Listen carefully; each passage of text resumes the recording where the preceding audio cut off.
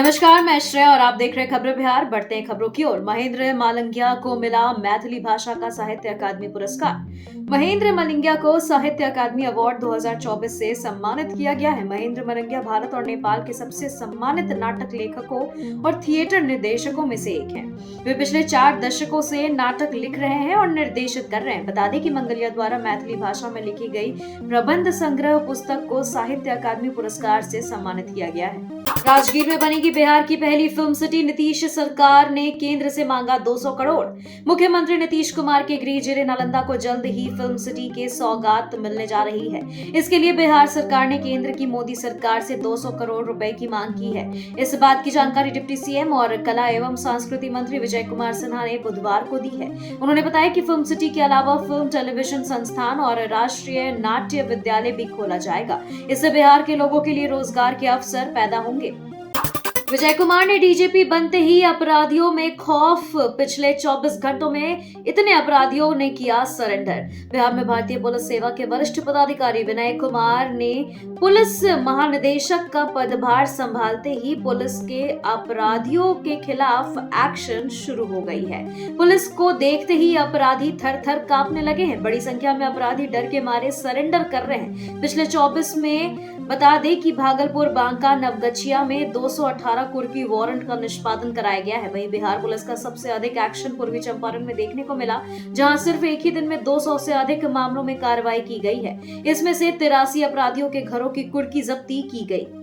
पप्पू यादव ने गृह मंत्री अमित शाह पर लगाया गंभीर आरोप। पूर्णिया से निर्दलीय सांसद राजेश रंजन उर्फ पप्पू यादव ने भाजपा पर मुद्दों की राजनीति किरण का आरोप लगाया है। उन्होंने केंद्रीय गृह मंत्री अमित शाह पर विभाजीकरणकारी राजनीति करने का आरोप लगाते हुए मीडिया से बात करते हुए कहा कि यह लोग कब्रिस्तान, शमशान, ईद, बकरीद, जिन्ना और पाकिस्तान जैसे मुद्दों को लेकर राजनीतिक लाभ अर्जित करने का प्रयास कर रहे हैं। हर चुनाव के वक्त यह मुद्दे फिर से उठाए जाते हैं ताकि लोगों के बीच नफरत फैलाई जा सके और एक विभाजन हो ताकि वोट बैंक की राजनीति हो सके।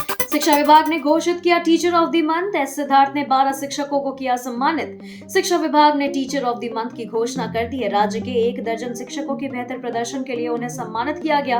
एसीएस एस सिद्धार्थ ने उत्कृष्ट कार्य के लिए बिहार के 12 शिक्षकों को सम्मानित किया है। एसीएस की तरफ से सभी 12 शिक्षकों को प्रशस्ति पत्र सौंपा गया है। बता दें कि एस सिद्धार्थ ने उन्हें माह का उत्कृष्ट शिक्षक यानी टीचर ऑफ द मंथ बताया है। एसीएस के इस नई पहल से शिक्षकों में उत्साह है। उन्होंने इस सभी शिक्षकों को उत्कृष्ट शिक्षक बताया है।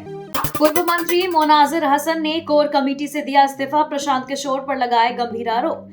जनसुराज पार्टी ने कोर कमेटी का गठन किया तो उस कमेटी में शामिल किए गए कद्दावर नेता सह पूर्व मंत्री मोनाजिर हसन भड़क गए। मोनाजिर हसन ने कोर कमेटी से इस्तीफा दे दिया और प्रशांत किशोर पर उन्होंने जमकर अपनी भड़ास भी निकाली। एक न्यूज चैनल पर इंटरव्यू देते हुए उन्होंने प्रशांत किशोर पर आरोपों की झड़ी लगा दी।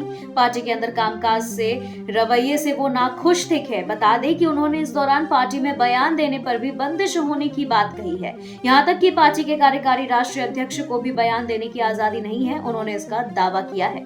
बिहार में शिक्षकों को मिलेगा टैब। मार्च से लागू हो सकती है बच्चों के लिए डिजिटल हाजिरी की व्यवस्था। बिहार के स्कूलों में मिड डे मील से लेकर पोशाक योजना तक स्कूल में बच्चों की हाजिरी से तय हो सकता है। बता दें कि शिक्षा विभाग की नजर अब स्कूलों में बच्चों की हाजिरी पर है। विभाग को मिली जानकारी के अनुसार हेडमास्टर स्कूलों में बच्चों की उपस्थिति कम रहने के बावजूद उसे बढ़ाकर दिखाते हैं और विभिन्न योजनाओं का लाभ लेते हैं। शिक्षा विभाग अब ऐसी अनियमितता को रोकने के प्रयास में जुटा है। कक्षा में जितने बच्चे उपस्थित होंगे उतने ही बच्चों की हाजिरी बनेगी। जितने बच्चे की हाजिरी बनेगी उतने ही बच्चे का मिड डे मील भी बनेगा। पटना मेट्रो को लेकर आया बड़ा अपडेट। पटना में 15 अगस्त 2025 से मेट्रो का परिचालन शुरू हो जाएगा। बिहार के मुख्यमंत्री नीतीश कुमार अपने इस ड्रीम प्रोजेक्ट का उद्घाटन करेंगे। फर्स्ट फेज पटना मेट्रो का परिचालन मलाही पकड़ी से ISBT तक किया जाएगा। बता दें कि शुरुआत में पटना मेट्रो वॉकी टॉकी के सहारे चलेगी। समय पर इस परियोजना को पूरा करने के लिए बिहार सरकार और DMRC के अधिकारी एड़ी चोटी का जोर लगा रहे हैं। पटना मेट्रो के निर्माण कार्य का निरीक्षण समय समय पर CM Nitish Kumar, deputy CM सम्राट चौधरी, मंत्री नितिन नवीन करते रहते हैं। इस मेट्रो का पहला station ISBT elevated station Pataliputra bus terminal के सामने बन रहा है। मेट्रो यहां से डिपो जाएगी। भागलपुर, दरभंगा समेत 5 जिलों में स्वचालित ड्राइविंग टेस्ट ट्रैक बनाएगी मारुति सुजुकी। वाहन निर्माता मारुति सुजुकी इंडिया ने बिहार के भागलपुर, दरभंगा, गया, पूर्णिया और सारण जिलों में ड्राइविंग लाइसेंस परीक्षण ट्रैक को स्वचालित करने के लिए राज्य सरकार के साथ समझौता किया है। कंपनी ने बुधवार को एक बयान में कहा कि इन स्वचालित ड्राइविंग परीक्षण ट्रैकों का उद्देश्य लाइसेंस परीक्षण प्रक्रिया को अधिक व्यापक, कुशल और पारदर्शी बनाना है, जिसमें मानवीय हस्तक्षेप नहीं होगा। 70वीं बीपीएससी परीक्षा को रद्द कराने की मांग पर अड़े छात्र राजधानी पटना की सड़कों पर एक बार फिर से बड़ी संख्या में बीपीएससी अभ्यर्थी उतरे हैं और गर्दनीबाग धरना स्थल पर हाथों में पोस्टर और तख्तियां लेकर सरकार के खिलाफ नारेबाजी कर रहे हैं। हाल ही में संपन्न हुए बिहार लोक सेवा आयोग की 70वीं संयुक्त प्रतियोगिता परीक्षा में गड़बड़ी का आरोप लगाते हुए प्रदर्शनकारी पूरी परीक्षा को रद्द करने की मांग कर रहे हैं, लेकिन छात्रों की मांग है कि पूरी परीक्षा को रद्द किया जाए। अपनी मांगों के समर्थन में बुधवार की सुबह से ही पटना में बड़ी संख्या में छात्र प्रदर्शन कर रहे हैं। नीति आयोग की मंजूरी से बदलेगी बिहार के 13 जिलों की तस्वीर। बिहार सरकार को नीति आयोग से बड़ा प्रोत्साहन मिला है। आयोग ने राज्य के सभी प्रस्तावों को मंजूरी दे दी है, जिससे पिछड़े जिलों की सूरत बदलने की दिशा में बड़ा कदम उठाया गया है। योजना एवं विकास विभाग की बैठक में मुख्य सचिव अमृतलाल मीणा ने बताया कि इन योजनाओं से स्वास्थ्य, शिक्षा, कृषि, वित्तीय समावेशन, कौशल विकास और आधारभूत संरचना जैसे 5 क्षेत्रों में काम होगा। मुख्य सचिव ने पंचायत सरकार भवन निर्माण योजना और मुख्यमंत्री निश्चय स्वयं सहायता भत्ता योजना की समीक्षा की है। बिहार में बिजली संकट का होगा समाधान। 1000 करोड़ से सुधरेगी आपूर्ति व्यवस्था। बिहार में बिजली की लुका छुपी जल्द खत्म होगी। बिजली कंपनी ने आपूर्ति व्यवस्था को मजबूत करने के लिए बड़ा कदम उठाया है। अगले 10 वर्षों में करीब 1000 करोड़ रुपए खर्च किए जाएंगे। यह राशि ट्रांसफार्मर, केबल, तार, पोल और अन्य उपकरणों की खरीद और मरम्मत में लगाई जाएगी। इस पहल का उद्देश्य शहरी क्षेत्रों में 24 घंटे और ग्रामीण इलाकों में 20 से 22 घंटे की मौजूदा आपूर्ति को पूरी तरह से निर्बाध बनाना है। बता दें कि 25 केवीए से लेकर 315 केवीए तक के ट्रांसफार्मर खरीदे जाएंगे। आईएएस संजीव हंस पर 100 करोड़ की हेराफेरी का आरोप। ईडी ने 20,000 पन्नों की चार्जशीट दाखिल की। बिहार के निलंबित आईएएस अधिकारी संजीव हंस और पूर्व विधायक गुलाब यादव की मुश्किलें बढ़ती जा रही है। ईडी ने 100 करोड़ रुपए की मनी लॉन्ड्रिंग मामले में 20,000 पन्नों की चार्जशीट सीबीआई के विशेष अदालत में दाखिल की है। चार्जशीट में दोनों समेत 5 अभियुक्तों को आरोपी बनाया गया है। ईडी ने चार्जशीट में 75 मोबाइल, लैपटॉप और जांच के दौरान जब्त किए गए दस्तावेज और गवाहों के बयान पेश किए हैं। बता दें कि आरोपित कंपनियों में से एक बिहार ऊर्जा विभाग से जुड़ी है, जहां संजीव हंस प्रधान सचिव के पद पर कार्यरत थे। सृजन घोटाले में 2022 से फरार ऑडिटर सतीश झा गाजियाबाद से गिरफ्तार। बहुचर्चित सृजन घोटाले में सीबीआई ने मंगलवार को एक और बड़ी गिरफ्तारी की है। कोऑपरेटिव सोसाइटी के ऑडिटर सतीश कुमार झा को, जो 2022 से फरार थे, उनको गाजियाबाद से गिरफ्तार कर लिया गया है। सतीश झा पर मनोरमा देवी के करीबी रहते हुए वित्तीय घोटाले में मुख्य भूमिका निभाने का आरोप है। फरारी के दौरान उनके सहरसा और भागलपुर स्थित ठिकानों पर सीबीआई ने कई बार छापेमारी की थी। फरवरी 2022 में उनके फ्लैट पर गिरफ्तारी का इश्तेहार भी चिपकाया गया था। अमित शाह के बयान से सियासी हलचल। जेडीयू ने दोहराया, नीतीश ही रहेंगे मुख्यमंत्री। बिहार विधानसभा चुनाव 2025 में एनडीए का चेहरा कौन होगा, यह तय नहीं है। गृह मंत्री अमित शाह के बयान के बाद बिहार की राजनीति में बवाल मच गया है। बिहार भाजपा नेताओं ने जहां इस मुद्दे पर चुप्पी साध ली है, वहीं सहयोगी दल जेडीयू नेताओं ने साफ कर दिया है कि बिहार में दूसरा कोई फॉर्मूला नहीं चलेगा। जेडीयू के नेता व नीतीश कैबिनेट में मंत्री रत्नेश सदा ने साफ कहा है कि बिहार विधानसभा चुनाव चाहे जिस फॉर्मूले पर लड़े जाए, लेकिन नेतृत्व नीतीश कुमार का ही होगा। उन्होंने कहा कि बिहार का मुख्यमंत्री नीतीश कुमार ही बनेंगे, दूसरा कोई नहीं बनेगा। वैशाली में एनआईए की बड़ी कार्रवाई। आम सप्लायर समेत 3 ठिकानों पर छापेमारी। बिहार के वैशाली में राष्ट्रीय जांच एजेंसी ने बुधवार सुबह वैशाली जिले में 3 जगहों पर छापेमारी की। हाजीपुर के एसडीओ रोड, कृष्णापुरी और महुआ थाना क्षेत्र में दबिश देकर एनआईए की टीम ने कार्रवाई की है। इस दौरान बड़ी संख्या में सुरक्षा कर्मी तैनात रहे। सूत्रों के मुताबिक एक छापेमारी आर्म सप्लायर संदीप कुमार सिन्हा उर्फ छोटे लाल के घर पर, दूसरी सत्यम नामक व्यक्ति के ठिकाने पर छापेमारी हुई है। तीसरे रेड महुआ क्षेत्र में हुई। हालांकि एनआईए ने छापेमारी के कारणों का खुलासा अभी नहीं किया है।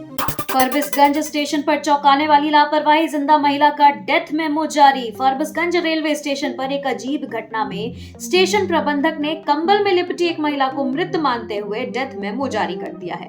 जोगबनी जीआरपी के थाना अध्यक्ष नितेश कुमार ने बताया कि पोस्टमार्टम के लिए पुलिस जब महिला का शव लेने पहुंची तो वह जिंदा मिली और मदद की राह देख रही थी। स्टेशन मास्टर ने महिला को जीवित देखकर अपनी गलती मानी। स्टेशन प्रबंधक मनोज कुमार झा ने स्वीकार किया कि स्टाफ की एक गलत सूचना के कारण यह चूक हुई है। घटना ने रेलवे की चिकित्सा व्यवस्थाओं पर भी गंभीर सवाल खड़े कर दिए हैं कि यदि यात्री के स्वास्थ्य में आपात स्थिति हो तो रेलवे क्या पर्याप्त मदद मुहैया करा सकता है। बिहार में जनसंख्या वृद्धि पर देश में दूसरे स्थान पर। बिहार की जनसंख्या वृद्धि पर दर जो है वो 14.4% है, जो दिल्ली के बाद देश में दूसरे नंबर पर है। यह आंकड़ा केंद्रीय स्वास्थ्य एवं परिवार कल्याण राज्य मंत्री अनुप्रिया पटेल ने राज्यसभा में भाजपा सांसद डॉक्टर भीम सिंह के सवाल में जवाब दिया है। उन्होंने बताया कि दक्षिण भारत के मुकाबले उत्तर भारत के राज्यों विशेषकर बिहार और झारखंड में जनसंख्या वृद्धि दर अधिक है। अनुमानित जनसंख्या वृद्धि दर में दिल्ली 18.3% के साथ पहले, बिहार 14.4% के साथ दूसरे और झारखंड 12.5% के साथ तीसरे स्थान पर है। सरकार ने इसे चिंता का विषय मानते हुए जागरूकता अभियान तेज करने की बात कही है। बिहार से नक्सलियों का पूरा तरह सफाया, केंद्र और राज्य ने बनाई बड़ी रणनीति। बिहार में नक्सलियों के खात्मे को लेकर के केंद्र और राज्य सरकार ने व्यापक अभियान शुरू किया है। सशस्त्र सीमा बल और राज्य की एसटीएफ समेत अन्य सुरक्षा एजेंसियों का मिलकर इसे अंजाम देना शुरू कर दिया गया है। एसएसबी पटना सीमांत ने आईजी नयर हसनैन खान ने बताया है कि अगले 4 से 5 महीनों में नक्सली गतिविधियों का पूरा तरह सफाया कर दिया जाएगा। वहीं आईजी खान ने प्रेस कॉन्फ्रेंस में बताया कि नक्सल प्रभावित क्षेत्रों में व्यापक अभियान चलाया जा रहा है। हाल ही में जमुई में पुल निर्माण के संवेदक को धमकी और औरंगाबाद में प्रेशर आईडी बरामदगी जैसे घटनाओं के खिलाफ कार्रवाई तेज कर दी गई है। जमीन जमाबंदी गड़बड़ी में कार्रवाई, 2 डाटा एंट्री ऑपरेटर बर्खास्त, राजस्व कर्मचारी निलंबित। जमीन की जमाबंदी में गड़बड़ी के मामले में मुंगेर के जिलाधिकारी अवनीश कुमार सिंह ने सख्त कार्रवाई की है। सदर अंचल कार्यालय के 2 data entry operator Pankaj Kumar Jha और रंजन कुमार को बर्खास्त कर दिया गया है, जबकि राजस्व कर्मचारी यानी सतीश कुमार आर्य को निलंबित कर विभागीय जांच के आदेश दिए गए हैं। पूरबसराय निवासी फरहाना खातून ने डीएम को शिकायत दी थी कि इन कर्मियों ने सरकारी प्रक्रिया का उल्लंघन कर जमीन की जमाबंदी में हेरफेर किया है। डीएम ने जांच डीसीएलआर को सौंपी, जिन्होंने शिकायत को सही पाया। जमीन कब्जा मामले में जेडीयू विधायक गोपाल मंडल के खिलाफ केस दर्ज। जेडीयू के बवाली विधायक गोपाल मंडल एक बार फिर से मुश्किलों में घिरते दिख रहे हैं। पिछले दिनों एयरफोर्स के रिटायर्ड सार्जेंट की जमीन कब्जा करने का आरोप जेडीयू विधायक पर लगा था। आरोप है कि गोपाल मंडल ने धमकी दी थी कि अभी जमीन पर कब्जा करवाए हैं, जान भी मरवा देंगे। अब इस मामले में विधायक गोपाल मंडल के खिलाफ थाने में केस दर्ज हो गया है। अतुल सुभाष के पिता को सता रही बस एक ही चिंता, हराने जाने वाले से गुहार लगा रहे पवन मोदी। एआई इंजीनियर अतुल सुभाष मोदी के पूसा रोड स्थित आवास में उनके परिवार से मिलकर शोक व्यक्त करने वालों का क्रम निरंतर चल रहा है। मंगलवार को भाकपा माले पूसा के सचिव अमित कुमार ने शोक संतप्त पवन मोदी एवं उनके परिवार वालों से मिलकर अपनी संवेदना व्यक्त की है। प्रत्येक मिलने वालों से पवन मोदी गुहार लगाते हैं कि मेरे पोते व्योम मोदी का पता लगाकर मेरे पास लाने में सहयोग करें। व्योम कहाँ है, किस स्थिति में है, जीवित भी है या नहीं, उसके संबंध में कोई जानकारी नहीं है। सरकारी स्कूलों में हर माह होगी अभिभावक शिक्षक संगोष्ठी, शिक्षा विभाग का निर्देश। शिक्षा विभाग सरकारी स्कूलों में बेहतर माहौल बनाने को लेकर प्रयास कर रहा है। इसी कड़ी में हर माह हर हाल में अभिभावक शिक्षक संगोष्ठी कराने को कहा गया है। प्रधान अध्यापकों और शिक्षकों से कहा गया है कि हर महीने अभिभावकों से संपर्क स्थापित कर उन्हें आमंत्रित करें। प्राथमिक शिक्षा निदेशक पंकज कुमार ने सभी जिला शिक्षक पदाधिकारी को अभिभावक शिक्षक संगोष्ठी आयोजित करने का निर्देश दिया है। शिक्षा विभाग ने कहा है कि प्रधान अध्यापक हर माह की शुरुआत में ही अभिभावक शिक्षा संगोष्ठी की तिथि निश्चित करेंगे और साथ ही इसकी सूचना सभी अभिभावकों को देंगे। हेमंत सोरेन और मोदी सरकार आमने सामने, केंद्र पर कसा तंज, झारखंड बीजेपी को भी लिया आड़े हाथ।